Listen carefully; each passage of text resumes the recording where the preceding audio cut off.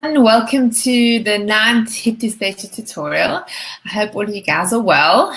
Today we're doing it on a Friday, not a Wednesday. But the next couple of weeks I'll continue to do it at the normal time, 12:30 on a Wednesday. I hope all the exercises are going really well. Please post in the comments box. I really want to hear how things are going. If you guys managed to do any measurements for your on your pet's hind legs, I'd really love to know if you've seen any improvements. I was really happy with the improvements that I've seen with Sunshine. She's actually not done any exercises this week though. There's a thing that I recommend, or I say to my clients that I don't want them to do. So I usually recommend that they walk their dogs little and often. And there's a thing called the weekend warrior. And so what it basically is that we're all really, really busy in the week with work, and we don't tend to have that much time. And so what happens is we take our pets for short walks, and maybe not every day. And then suddenly the weekend comes and we've got a whole lot more time. Maybe the weather's lovely and we take them for a lot longer walks, and maybe more walks than we would during the week. So we exercise them a whole lot more on the weekend. And what tends to happen is usually if your dog has got arthritis or if it's got hip dysplasia, they're maybe not strong enough to be able to manage that length of walk. And because of the way that they're moving and they're compensating, they tend to overload other structures. So when Sunshine walks, she tends to shift all her weight onto her right front leg. Her left hind is the one that has the worst hip dysplasia. And we know that if you remember when we did those weight distribution tests, she doesn't put any weight on that left hind leg. So she tends to shift weight onto that right front. So she overloads all those structures on the right front. And so when Sunshine walks, and if I do walks that are just too long for her, or if I do ones where she is maybe just a little bit overzealous, and then she's sort of off lead for a little bit too long, then we tend to see problems with her right front. So I'll start to see lamenesses in her right front. So we weren't weekend warriors, we were Monday warriors. So on Monday, just due to miscommunication within my family, Sunshine ended up going on 2 very long walks, very, very close. So basically at lunchtime, she went for a really long walk, and we are really fortunate living in Cape Town. I live on a lagoon, and we have this island, which is about 2 k's circumference.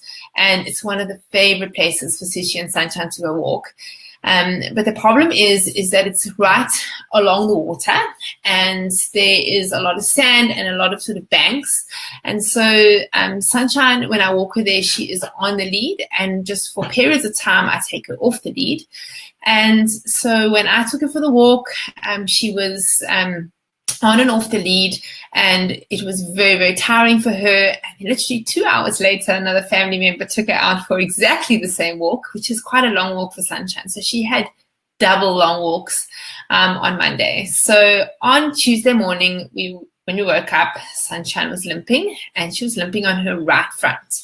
And I think that's probably because just overload of all the soft tissue structures. So she has pain and discomfort in her right shoulder.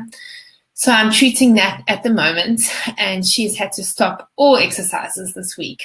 So I'd already prepared this tutorial. So next week, one of the things we're going to chat about is preventing injuries in our dogs with hip dysplasia. So let's get the screen up and let's talk about what we're going to chat about this week. Let's see, I'm trying to still work out how to use this specific app. Let's see there, should see that. There's my screen. All right, let's get it up. Hopefully you guys can all see this. So just a quick recap on what we discussed last week. We chatted about environmental factors and things that in our pets' environments that can cause problems for their mobility for pets with hip dysplasia. And some of the things we chatted about was slippery floors, and we discussed all different products and things that we can do to prevent slipping. And this is also one of the things we'll chat up, just remind you about next week, to prevent injuries, because slippery floors is an area where dogs with hip dysplasia can often end up splaying and hurting themselves. If you missed last week's tutorial, you can scroll down on the Facebook page and you'll be able to watch last week's tutorial. We also did exercises, and that was walking backwards and walking over poles. So today I want to chat about whole foods that you can feed your pets. There was a Facebook Live recently. It was with a lady that's very involved in agility. She's a multiple agility champion. Her name is Susan Garrett. And I was on my Facebook page just answering some pet owners' questions. And one of those little things popped up and it said Facebook Live with Susan Garrett, and I clicked on it. And she was there on her Facebook doing a live, chatting with Dr. Corin Becker. And it was really interesting. They were chatting about how to prevent injuries in performance or athletic dogs.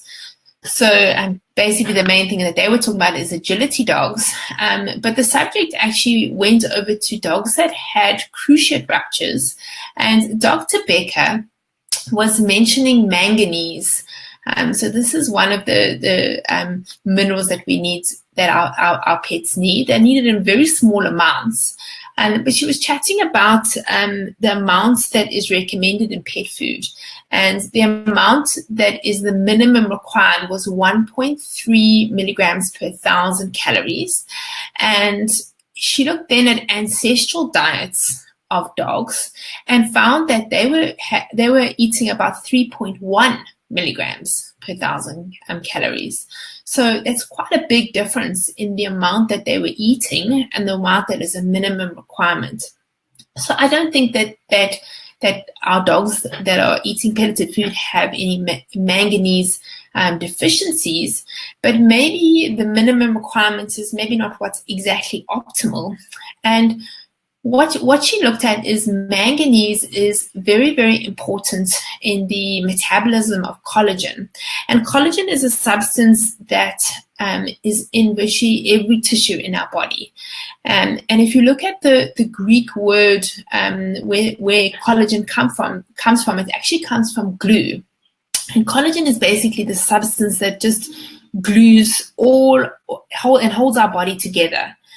And so when collagen metabolism or formation of collagen is disrupted, the glue is not holding all the tissues so well together. And in specific tissues, so for example, like ligaments and tendons, when the collagen hasn't formed properly, then it's not as strong.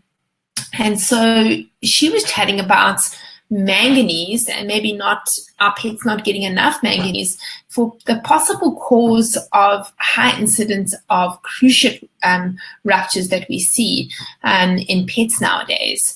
And I don't think there are any clinical studies. I did search to try and find any. I haven't seen any clinical studies about this. I think it's really just something that she is thinking about, and she has been giving specific whole foods to her own dogs and to her patients, and she feels that she has seen a decrease in the amount of cruciate ruptures. And we're not talking about cruciate ruptures where they're traumatic. We're talking about these chronic degenerative ones, these cruciate ligaments that degenerate over time. So it's something very interesting. And what she recommends to actually supplement with is mussels and raw pumpkin seeds. And it's something that I've actually started to give Sunshine now.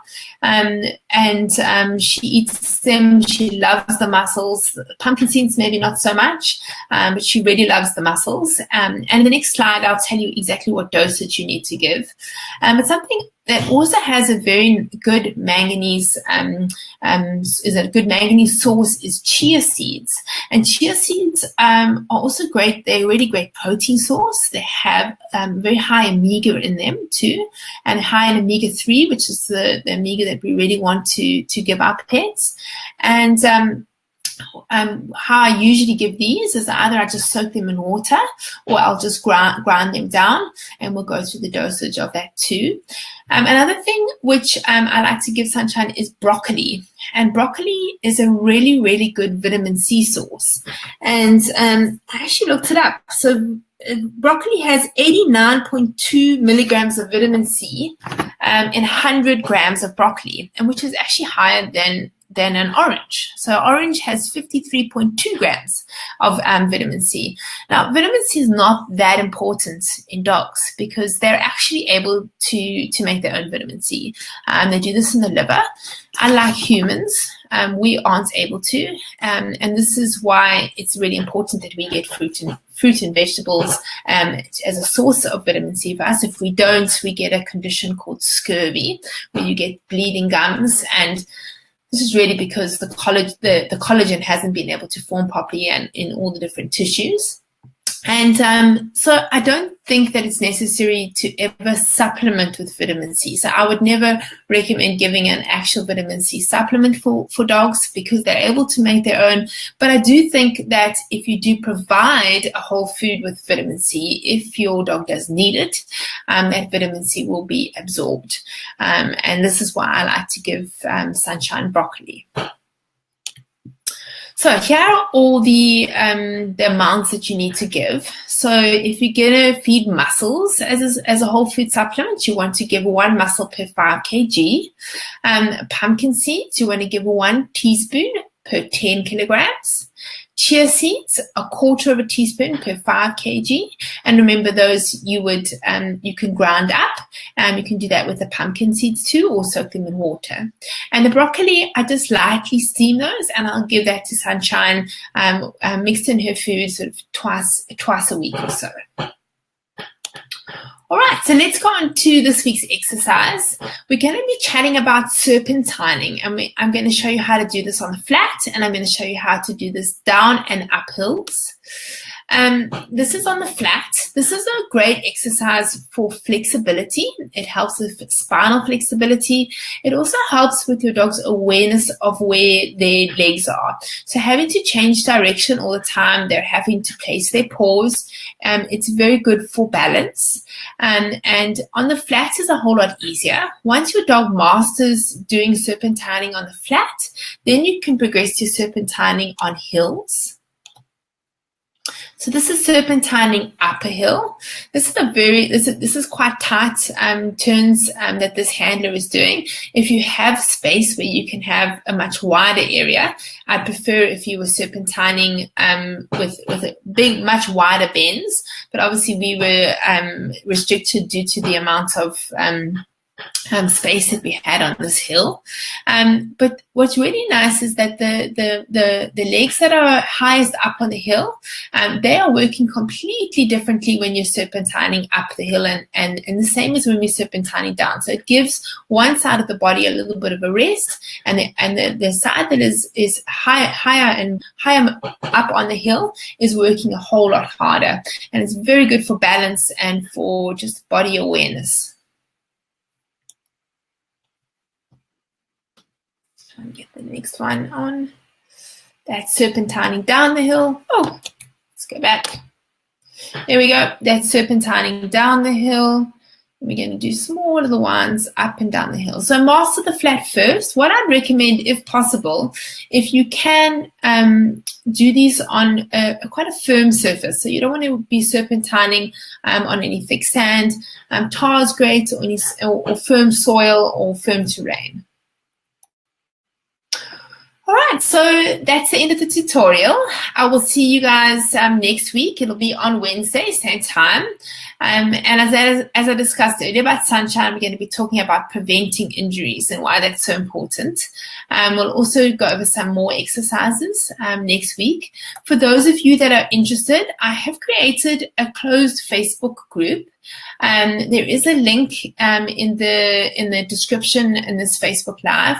So please, if any of you are interested in joining it, it's a support group. It's for pet owners to share information about how they manage their pet's condition, just to discuss different ways in which you maybe are feeding, different supplements, and just discuss your progress and how your dogs are doing, and get advice and support from pet owners, as well as myself. I will, once these tutorials finish, I will be continuing any tutorials about canine hip dysplasia, and I'll be doing this in the Facebook group from now on.